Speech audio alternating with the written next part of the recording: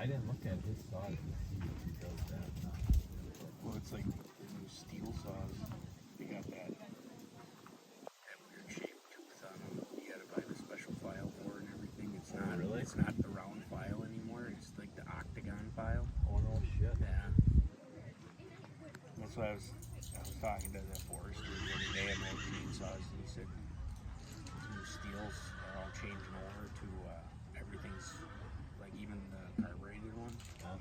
Well, they got a fuel injected chainsaw. Oh really? Yeah, electronic fuel injection chainsaw. Wow. It's only the one model. It's a real big saw. Yeah.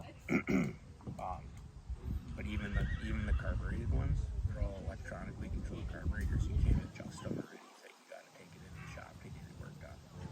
Yeah.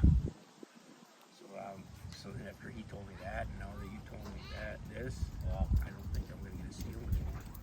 Well, when I told him I had a Husqvarna, he goes, "That's a damn good saw." I've always liked those. Yeah, and that's that orange one I got. Mm-hmm. I mean, you take that thing, it's got that decompression thing on it, Mm-hmm. and you pull the choke out. You might have to pull it 3-4 times, depending on how long it's been sitting. But and then it pops off once, so then you push the choke back in and you pull it one more time and it's run. And that saw, knock on wood, I have never had anything done to it. It's still got the original spark plug in it since I owned it. Yeah. And that damn thing runs like a champ. The only thing I do is, like I say, I sharpen up the blade and the chain, and then every once in a while I end up. I shouldn't say every once in a while. I think I bought 2 bars on that thing. Well, then, yeah, a while back I bought that chainsaw sharpener, the grinder style one, Yeah.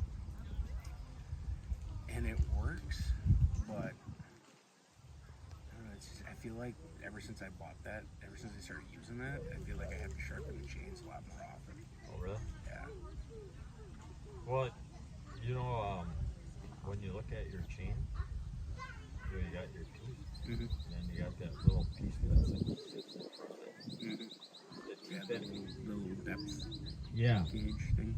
because the teeth actually sit on a slight angle on the chain, you know, the top of the chain. Mm-hmm. And as you file it down, that top angle drops, you know, what'll happen is it drops to that tip. So what I do, probably after every 3-4 sharpens, I take it, Yeah. file across it a couple times and drop it down. Yeah. I tell you what, when you first drop it down, that son of a bitch bites. I've done that.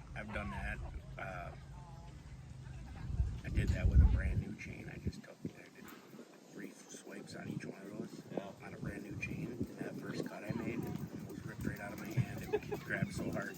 Yeah.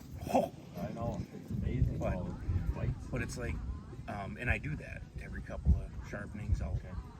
shave those down 2, maybe 3 Yeah, that's swipes. what I do. But it just seems like I just have to sharpen them way more frequently than if I use a hand file. Yeah. And then the other thing is when you use that grinder, it heats the tooth up so much, it like hardens, it heat treats the teeth, and you can't use a hand file on them anymore because they're too hard for the hand file. Huh. And I think the other thing is, I think because it kind of work hardens it,